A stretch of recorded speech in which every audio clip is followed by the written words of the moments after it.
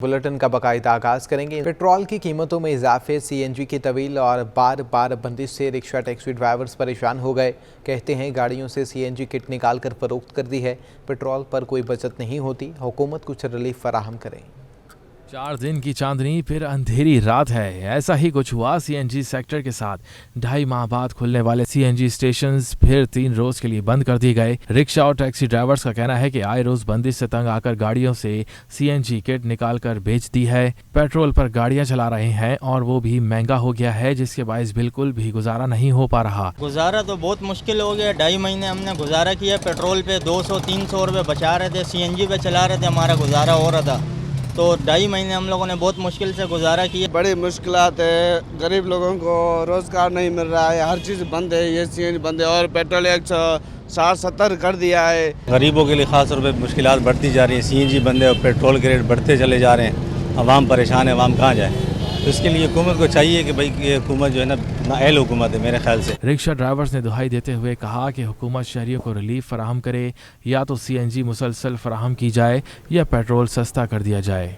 शहर कायद में गैस के शदीद बहरान के बायस बेशतर होटलों में भी गैस की किल्लत है, जिसकी वजह से दुकानदारों समेत शहरियों को शदीद मुश्किलात का सामना करना पड़ रहा है।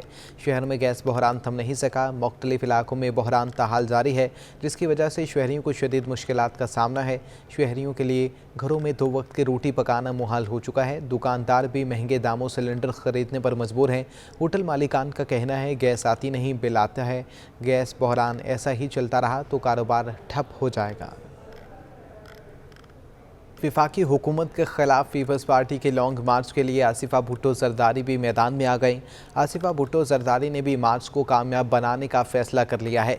आसिफा भुट्टो जरदारी तमाम तर मसरूफियात ख़त्म करके दुबई से कराची पहुंचेंगी, जबकि आसिफा भुट्टो जरदारी PIA की परवाज़ PK 602 के ज़रिए कराची पहुंचेंगी। आसिफा भुट्टो जरदारी एयरपोर्ट से बिलावल हाउस की तरफ रवाना होंगी।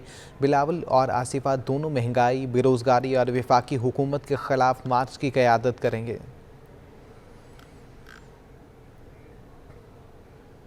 शहीद जुल्फ़िकार अली भुट्टो और मोहतरमा बेनज़ीर भुट्टो से मिलकर बिलावल भुट्टो के दौर तक पार्टी की खिदमत करने वाले सीनियर रहनुमा उस्ताद मसरूर ने एक बार फिर सियासत के मैदान में हलचल मचा दी है। इस सीनियर जुयाले की बदौलत ज़िला बस्ती में सियासी सरगर्मियों में तेज़ी और लॉन्ग मार्च की तैयारियां उरूज पर पहुंच चुकी हैं।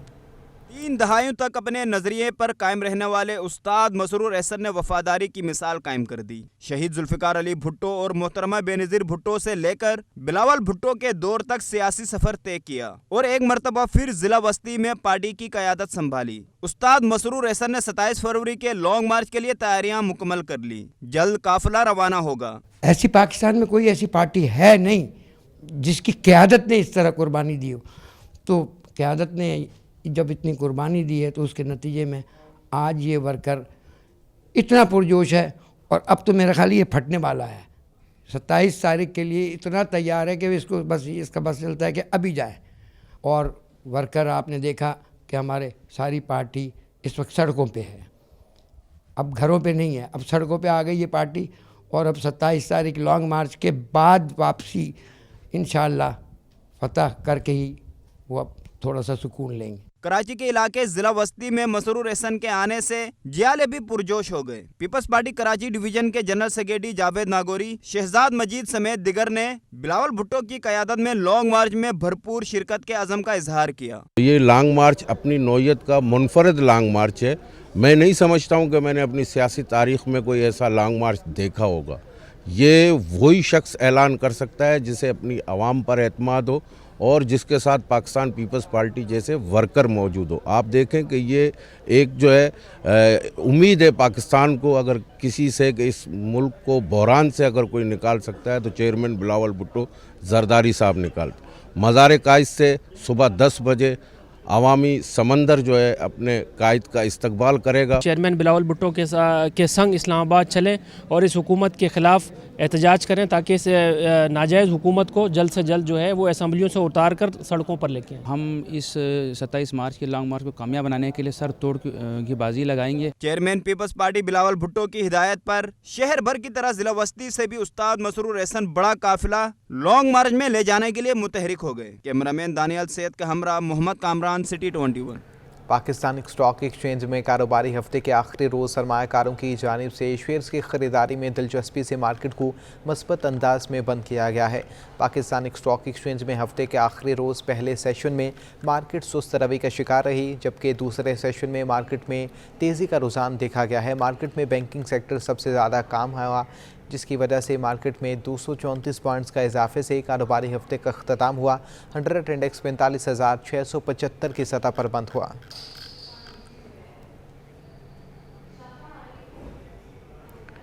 दरामदी बिल की तलब पर इंटरबैंक में डॉलर 47 पैसे महंगा होकर 175 रुपये 86 पैसे पर बंद हुआ। ओपन मार्केट में डॉलर 20 पैसे महंगा हो चुका, जबकि फी तोला सोने की कीमत में भी 100 रुपये का इजाफा हो गया है।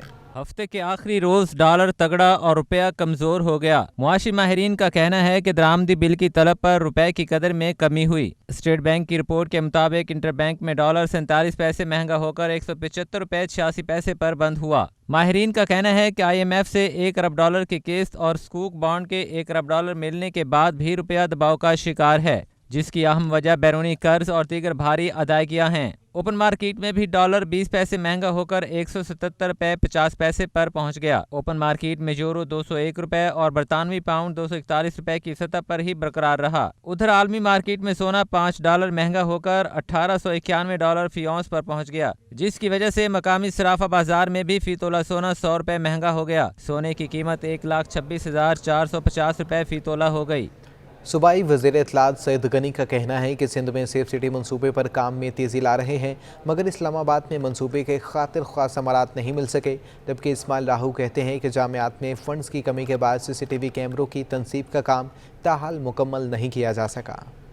सिंध असम्बली कमेटी रूम में प्रेस कॉन्फ्रेंस करते हुए सूबाई वजीर इत्तलात सईद गनी ने कहा कि सेफ सिटी अहम मंसूबा है। सिंध में कुछ तातुल के बाद मंसूबे पर काम जारी है, ताहम इस्लामाबाद में कैमरों की तनसीब के बावजूद जराइम का सिलसिला रोका नहीं जा सका। या तो सेफ सिटी मंसूबे में कोई खराबी है या मंसूबा चलाने वालों में। ये मेरा एक ज़ाती ख्याल है। अल्लाह करे कि जो हमारी सोच है कि जी सेफ सिटी प्रोजेक्ट लगने के बाद यहाँ से क्राइम ख़त्म हो जाए, अल्लाह करे ऐसा हो जाए।